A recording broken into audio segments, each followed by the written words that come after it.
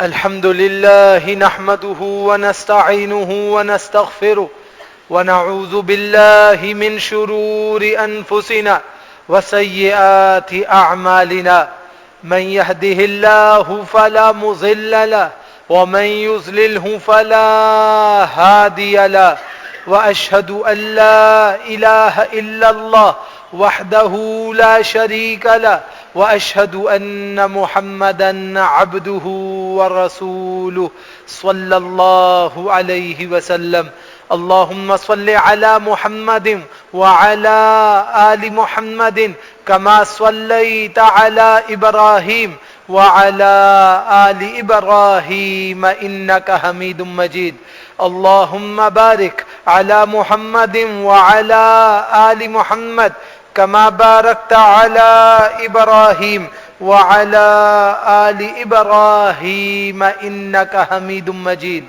أعوذ بالله من الشيطان الرجيم بسم الله الرحمن الرحيم يا أيها الذين آمنوا اتقوا الله حق تقاته ولا تموتن إلا وأنتم مسلمون يا أيها الذين آمنوا اتقوا الله وقولوا قولا سديدا يصلح لكم أعمالكم ويغفر لكم ذنوبكم ومن يطع الله ورسوله فقد فاز فوزا عظيما يا أيها الناس اتقوا ربكم الذي خلقكم من نفس واحدة وخلق منها زوجها وبث منهما رجالا كثيرا ونساء واتقوا الله الذي تساءلون به والأرحام إن الله كان عليكم رقيبا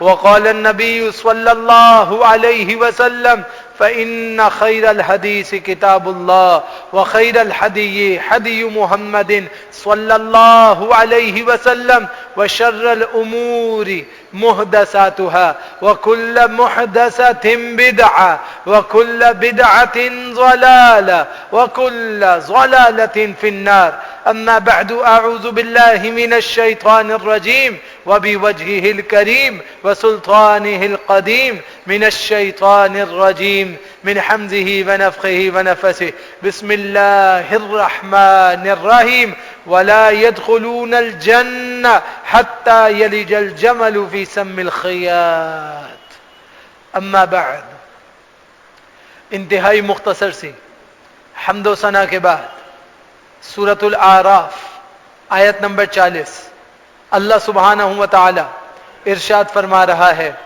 وَلَا يَدْخُلُونَ الْجَنَّةَ وہ جنت میں داخل نہیں ہو سکیں گے حَتَّى يَلِجَ الْجَمَلُ فِي سَمِّ الْخِيَاطِ یہاں تک کہ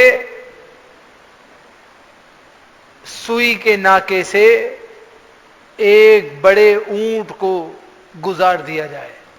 جب تک یہ سوئی کے ناکے سے اونٹ کو گزارنے میں کامیاب نہیں ہوں گے اس وقت تک اللہ سبحانہ و تعالی انہیں جنت میں داخل نہیں کرے گا. انسان دنیا میں جتنی بھی اپنی خوشیاں اپنی خوشحالیاں اور اپنی نعمتوں سے لطف اندوز ہو جائے، زندگی اور موت کے اس کھیل کے بعد کامیابی ہمیشہ اس کی ہے جو اللہ سبحانہ و تعالیٰ کے ہاں کامیاب ہوا، وگرنہ ہمیشہ کی ایسی رسوائی ہے جس سے بچنے کا انسان کے پاس کوئی طریقہ نہیں ہے. رسول اللہ صلی اللہ علیہ وسلم ارشاد فرما رہے ہیں کچھ حضرات ایسے ہیں جو جنت میں تو کیا جنت کی خوشبو سے بھی محروم رہیں گے، اور اگر ان کے اندر وہ صفات ہٹا دی جائیں تو وہ انشاءاللہ جنت کے استحقاق میں داخل ہوں گے اور اللہ سبحانہ و تعالیٰ کے ہاں ان کا بلند و بالا درجہ ہوگا.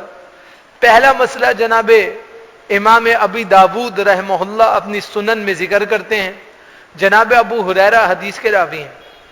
رسول اللہ صلی اللہ علیہ وسلم نے فرمایا من تعلم علما مما يبتغي به وجه الله لا يتعلمه الا ليصيب به عرضا من الدنيا لم يجد عرف الجنة يوم القيامة یعنی ریحہا.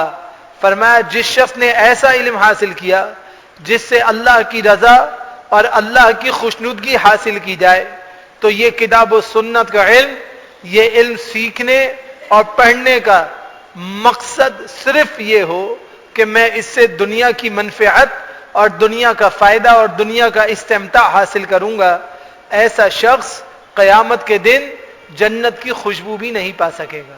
اور اگر اس نے علم نافع حاصل کیا اور علم نافع کو منتقل کیا اور مقصود یہ ہے کہ مجھے اللہ کی رضا ملے، میری اپنی پارٹیسپیٹیشن ہو جائے، مجھے خود اللہ سبحانہ و تعالیٰ کے ہاں درجہ بلند ہو جائے اور میں اللہ سبحانہ و تعالیٰ کے ہاں اعلی شان کو حاصل کرنے والا بنوں، تو یہ شخص جنت کے محلات میں سے اونچے محل کے اندر اور اونچے طبقے میں رہے گا۔ اسی طرح جناب اوس ابن اوس رضی اللہ تعالیٰ عنہ فرماتے ہیں، مجموعہ زوائد کے اندر اور المعجم الکبیر کے اندر روایت موجود ہے، رسول اللہ صلی اللہ علیہ وسلم نے فرمایا، من کذب علی نبیہ او علی عینیہ او علی والدیہ لم یرح رائحۃ الجنہ، جس شخص نے اپنے نبی کے بارے میں جھوٹ کہہ دیا یا اپنی آنکھوں پر جھوٹ بول دیا یا اپنے والدین کے بارے میں جھوٹ بول دیا، وہ شخص اللہ کی جنت کی خوشبو بھی نہیں پا سکے گا۔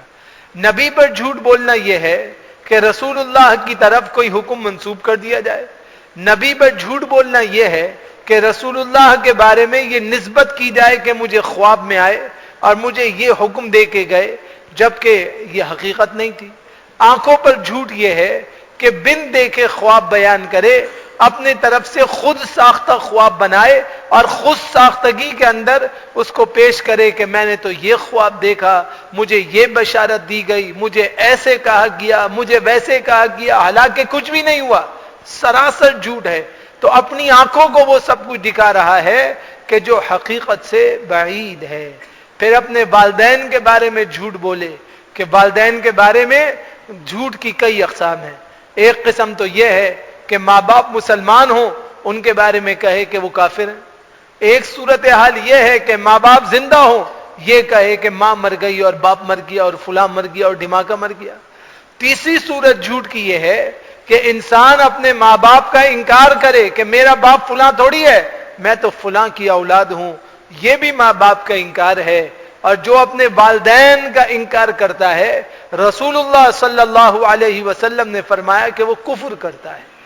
ایک پالنے والا ہے، ایک کفالت کرنے والا ہے، ایک سرپرستی کرنے والا ہے، وہ سارے کے سارے جو آپ کے گارڈینز ہیں ان کی طرف نسبت کرنا درست ہے، لیکن حقیقی والد کی طرف نسبت نہ کرنا اور یہ کہنا کہ وہ میرا باپ نہیں، میرا باپ فلاں ہے، کسی بھی وجہ سے کوئی بھی نقطہ اختیار کرتے ہوئے اپنے حقیقی والد کی تنکیر کر دینا شریعت نے کفر قرار دیا ہے، یہ کفر ہے، شریعت نے اس سے روکا ہے۔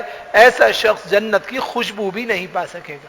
پھر فرمایا، جناب مغیرہ رضی اللہ تعالیٰ عنہ بیان کرتے ہیں، صحیح بخاری کی روایت ہے، رسول اللہ صلی اللہ علیہ وسلم نے فرمایا، من کذب علی متعمدا فلیتبوأ مقعدہ من النار، جس شخص نے مجھ رسول اللہ پہ جھوٹ گھڑ دیا، جھوٹ کہہ دیا، جھوٹی بات سنا دی، فَلْيَتَبَوَّأْ مَقْعَدَهُ مِنَ النَّارِ، وہ اپنا ٹھکانہ جہنم کی آگ کو بنائے، اس لیے کہ وہ سیدھا جہنم رسید ہوگا، اسے جہنم سے کوئی نہیں بچا سکے گا۔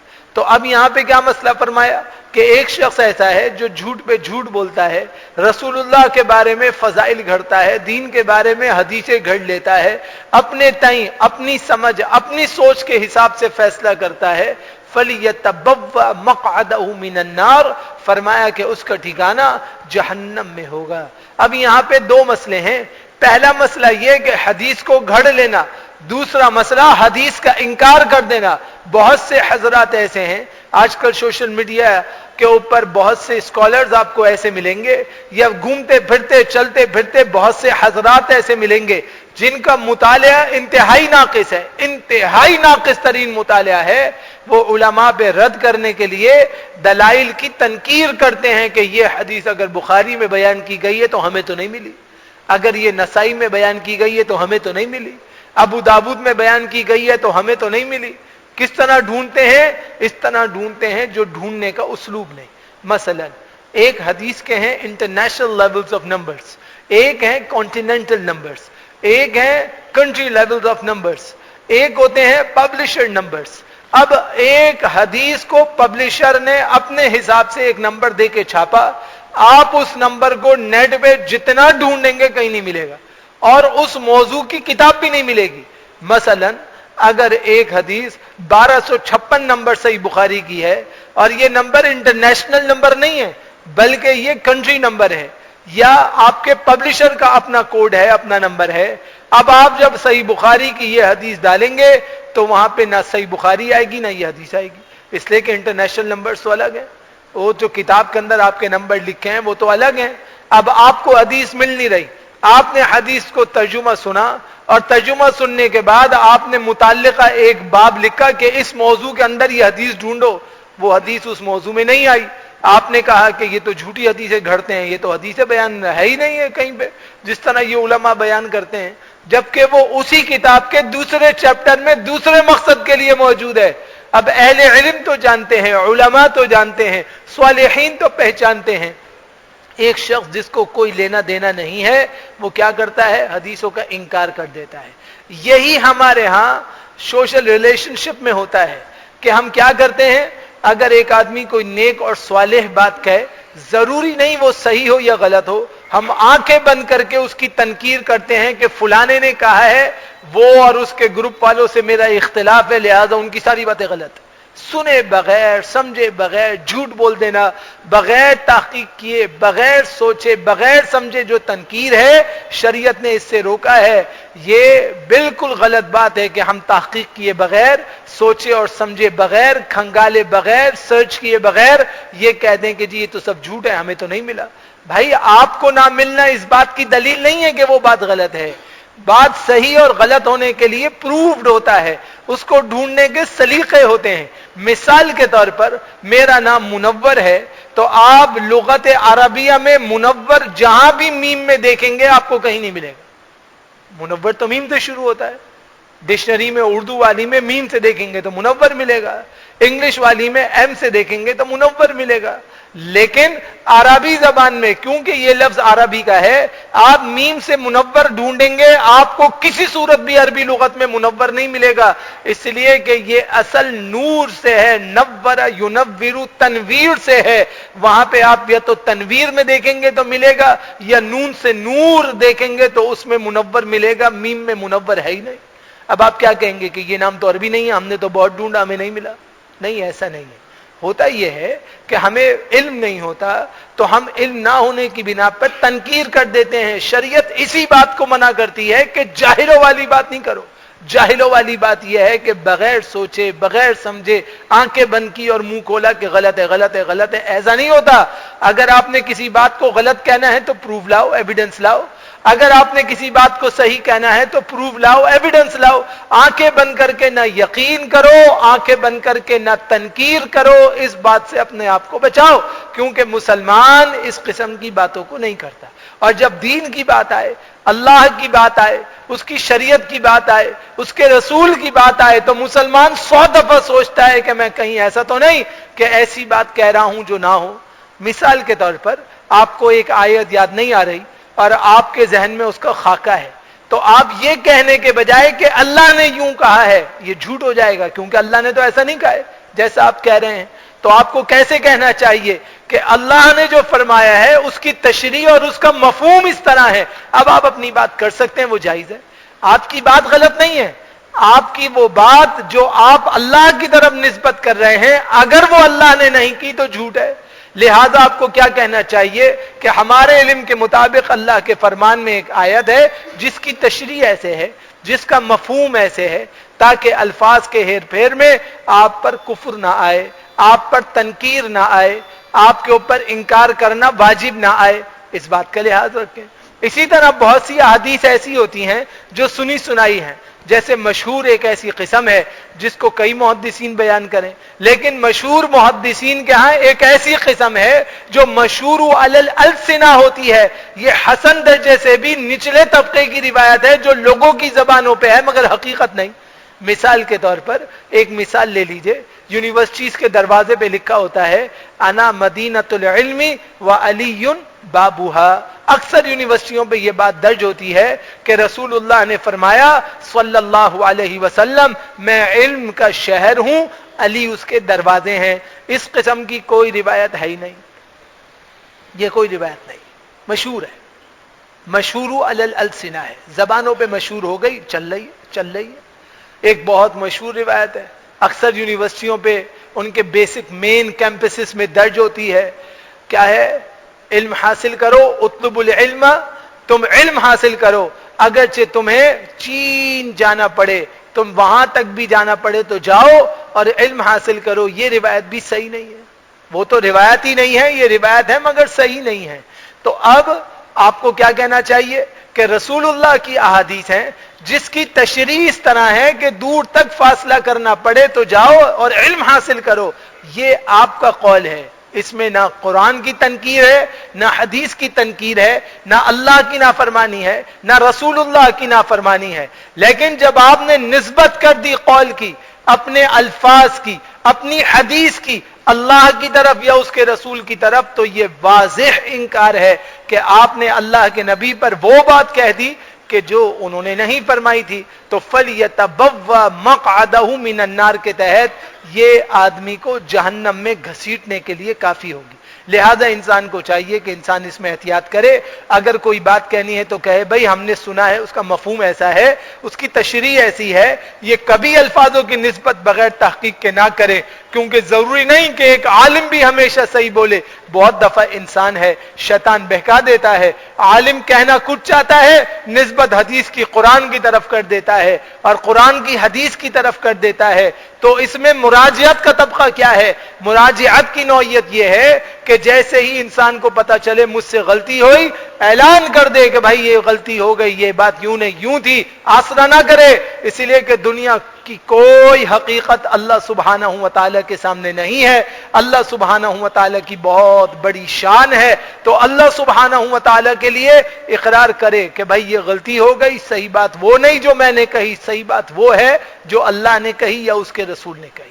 لہذا اس کے اندر ہم سب کو بہت زیادہ اصلاح کی ضرورت ہونی چاہیے.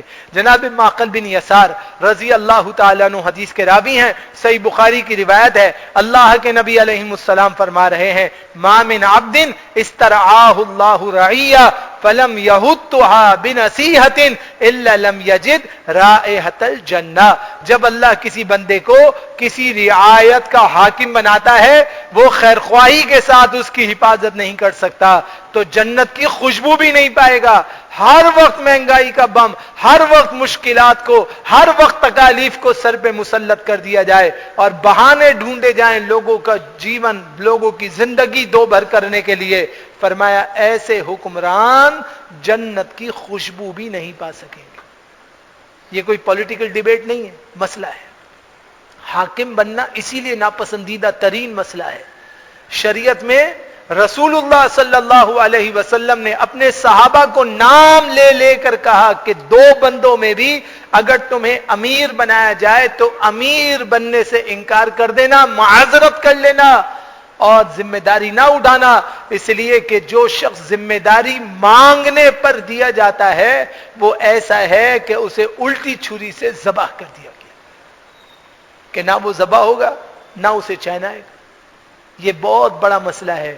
حکمران جو بھی معاملات رعایا پر ظلم کرتے ہیں، زیادتیاں کرتے ہیں، اس کی کوئی بھی نوعیت ہو، اس کے پیچھے کوئی بھی ایک کہانی موجود ہو، تمام صورتوں میں یہ اللہ سبحانہ و تعالیٰ کے ہاں جواب دہ ہوتے ہیں اور اللہ سبحانہ و تعالیٰ کے ہاں انہیں جواب دینا ہے. ان کے ماتحتوں کو بھی جواب دینا ہے، ان کے ماتحتوں کو بھی جواب دینا ہے، سب کو جواب دینا ہے اللہ سبحانہ و تعالیٰ کے ہاں کہ انسان نے کیا کیا اور کیا نہیں کیا. لہذا انسان کو اس بات کا حکم دیا گیا کہ انسان اقتدار لینے کے بجائے، اختیار لینے کے بجائے صالح مشورہ دے مگر اختیار سے اپنے آپ کو بچائے. اس لیے کہ اگر ذمہ داری میں خلل ہوا اور گناہوں کی نوعیت ہو گئی تو پھر اللہ سبحانہ و تعالیٰ کے ہاں بہت شدید پکڑ ہوگی. اسی لیے فرمایا رسول اللہ صلی اللہ علیہ وسلم نے، جناب عبداللہ بن عباس رضی اللہ تعالیٰ عنہ ارشاد فرماتے ہیں، سنن ابی داود کی روایت ہے، فرمایا یکون قوما یغضبون فی آخر الزمان بالسواد کحواسل الحمام لا یریحون رائحۃ الجنہ. آخری زمانے میں ایک قوم ہوگی، اور صحیح الجامع میں بھی یہ روایت موجود، آخری زمانے میں ایک بہت بڑی قوم ہوگی جو کبوتر کے سینے کی طرح سیاہ رنگ کا رنگ لگائیں گے، وہ جنت کی خوشبو بھی نہیں پا سکیں گے. تو ہیئر ڈائی لگانا تو سنت ہے. رسول اللہ صلی اللہ علیہ وسلم نے جناب ابو قحافہ رضی اللہ تعالیٰ عنہ کو فرمایا تھا، جو ابو بکر کے والد ہیں، غیروا ھذا الشیب، اپنے اس سفید بالوں کو ڈائی کرو اور اپنے ان بالوں کو کلر کرو، ان کو رنگین کرو، اس پر کلر چڑھاؤ، یہ سفید سغامہ بوٹی کی طرح نہ رکھو.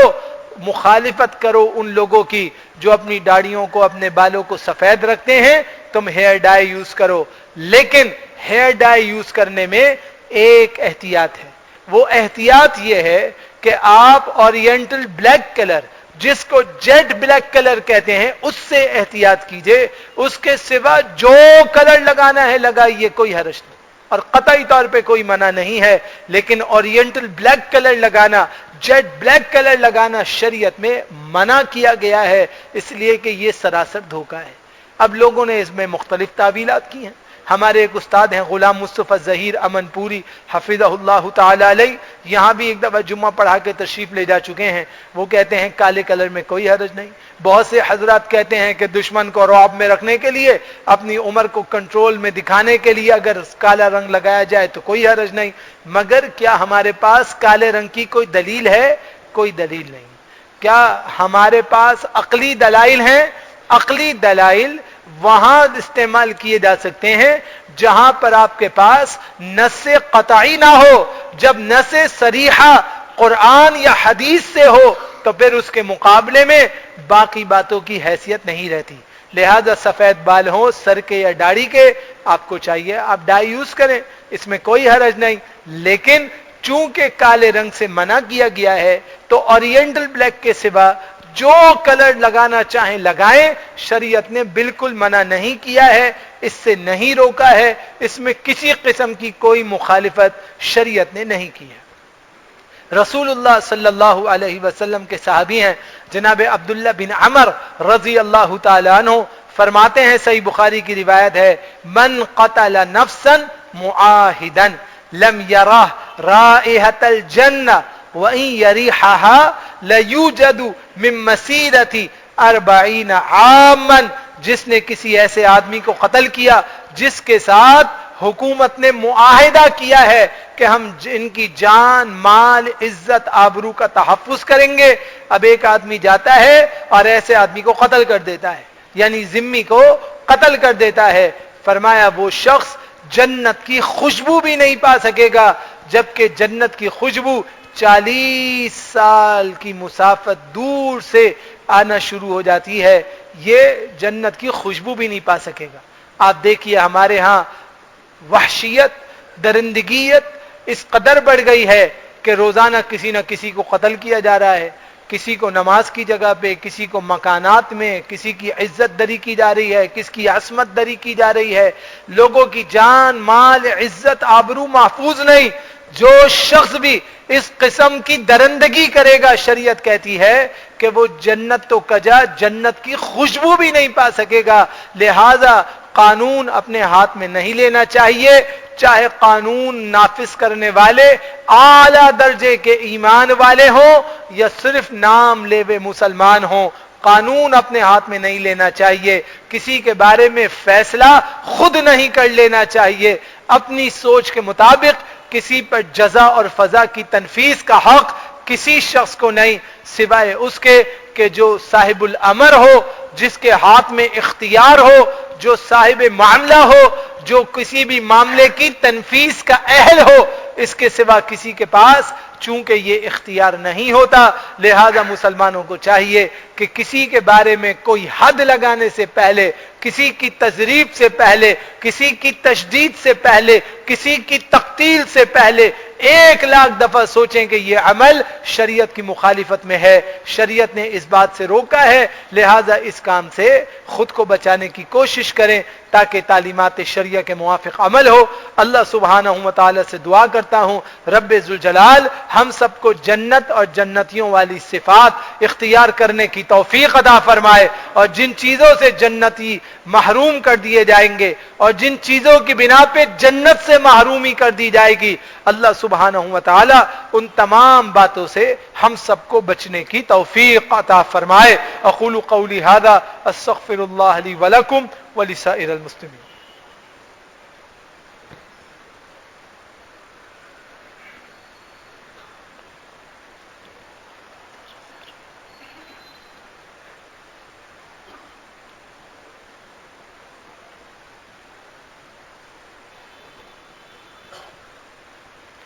الحمد لله نحمده ونستعينه ونستغفره ونعوذ بالله من شرور أنفسنا وسيئات أعمالنا، من يهده الله فلا مضل له ومن يضلله فلا هادي له، وأشهد أن لا إله إلا الله وحده لا شريك له، وأشهد أن محمدا عبده ورسوله صلى الله عليه وسلم۔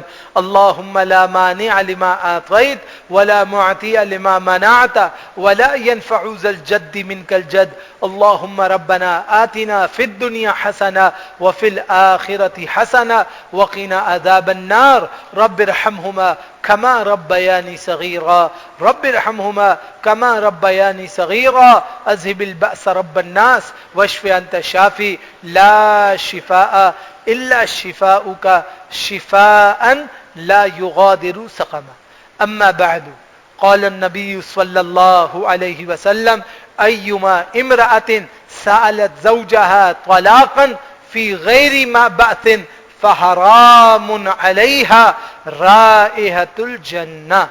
اما بعد، انتہائی مختصر سی حمد و ثنا کے بعد رسول اللہ صلی اللہ علیہ وسلم کے صحابی ہیں جناب ثوبان، سنن ابی داود کے اندر اور سنن کبریٰ امام بہیقی رحمہ اللہ اس کتاب میں اس حدیث کو لے کر آئے۔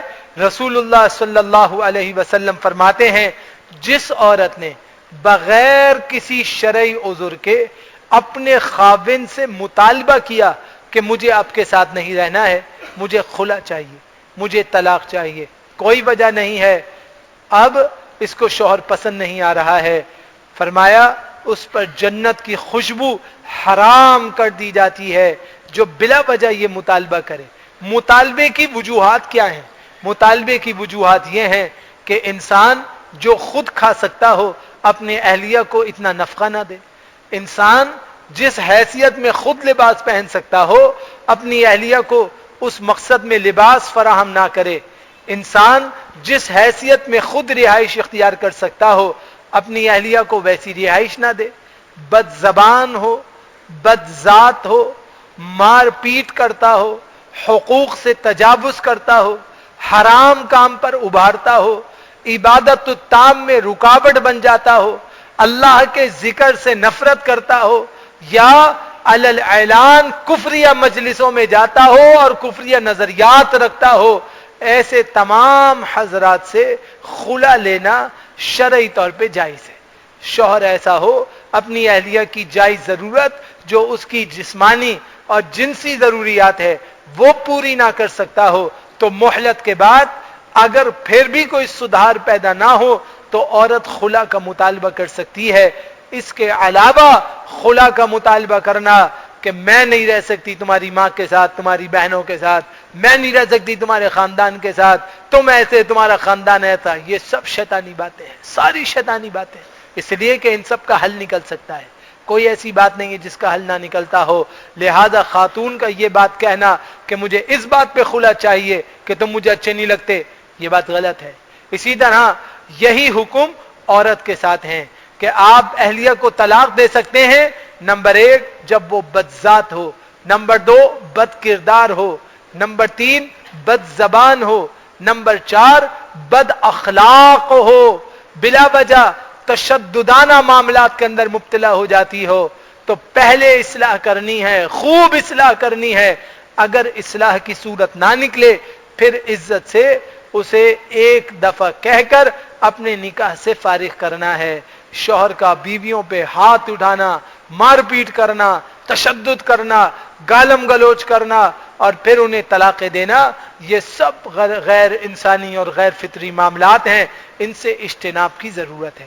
عورت پر ہاتھ صرف اس صورت میں اٹھایا جا سکتا ہے کہ تحقیق ہو کہ اس نے بد کرداری کا کام کیا ہے، تو پہلے تحقیق کے بعد ان کا بستر الگ کرنا ہے، پھر تحقیق کے بعد ان کا کمرہ الگ کرنا ہے، پھر تحقیق ہو جائے اور عورت میں سدھار پیدا نہ ہو اور توبہ تائب نہ ہو تو پھر اس کی اصلاح کے لیے اس پر ہاتھ اٹھانا جائز ہے، مگر اس طرح کہ اس کے نازک اعضاء پہ چوٹ نہ لگے، اس کے چہرے پہ کسی قسم کی چوٹ نہ لگے. بغیر تحقیق کے، بغیر ثبوت کے عورت کو پیٹ ڈالا، بعد میں معذرت کی، تو اس آدمی کی معذرت قابل قبول نہیں ہے. اور اس کا یہ عمل دنیا میں معاف اگر کوئی کر دے تب بھی اللہ سبحانہ و تعالیٰ کے ہاں باعث مؤاخذہ ہے، اللہ سبحانہ و تعالیٰ کے ہاں اس کی جواب دہی ہوگی. لہذا انسان کو چاہیے کہ انسان خیال کرے، عورت بھی اپنے شوہر کے حقوق ادا کرے، شوہر بھی اپنی اہلیہ کے جائز حقوق کا تحفظ کرے، غیر انسانی، غیر شرعی، غیر فطری طریقوں سے اپنے آپ کو بچائے تاکہ دینداری اپنی جگہ پہ بحال رہے. کیونکہ اسلام وہ دین ہے اور آپ اس دین کے ذمہ دار ہیں جس میں سب کے حقوق کا تحفظ کیا گیا ہے. آپ یہ نہ سمجھیے کہ آپ اپنی صرف بیٹیوں کے حقوق کے تحفظ میں ہیں، بیٹوں کے حقوق کے تحفظ میں ہیں. اسلام میں جتنی چیزیں ہیں اللہ سبحانہ و تعالی نے آپ کو ان سب پر محافظ بنایا ہے.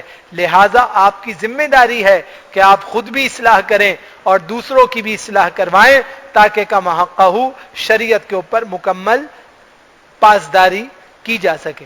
رسول اللہ صلی اللہ علیہ وسلم ارشاد فرماتے ہیں کہ اگر کوئی شخص نیکی کو اختیار کرے گا تو اسے جنت میں جانے سے کوئی نہیں روک سکتا. سورہ سبا آیت نمبر 37. وَهُمْ فِي الْغُرُفَاتِ آمِنُونَ، یہ اونچے اونچے بالا خانوں میں امن و استحکام سے ہوں گے کیونکہ انہوں نے نیکیاں کری اور تعلیمات شریعہ کے موافق اعمال کیے. اسی طرح رسول اللہ صلی اللہ علیہ وسلم ارشاد فرماتے ہیں، صحیح بخاری کی روایت ہے، جس نے اللہ کے گھروں کو آباد کر دیا اللہ سبحانہ و تعالی اس پر بھی رحمتوں کی برسات کرے گا. اعد اللہ لہ نزلہ فی الجنہ کلما غدا او راہا. جب ایک آدمی صبح کے وقت، شام کے وقت نماز پڑھنے کے لیے مسجد میں آ جاتا ہے تو اللہ سبحانہ و تعالی صبح بھی اس کے لیے مہمان نوازی تیار کرتا ہے، آخرت میں بھی، شام میں بھی اس کے لیے مہمان نوازی تیار کرتا ہے. اور اللہ سبحانہ و تعالی اس کا مسجد میں آنا اتنا پسند کرتا ہے کہ جنت میں اس کے لیے بالا خانے اور مہمان نوازیاں تیار فرما دیتا ہے.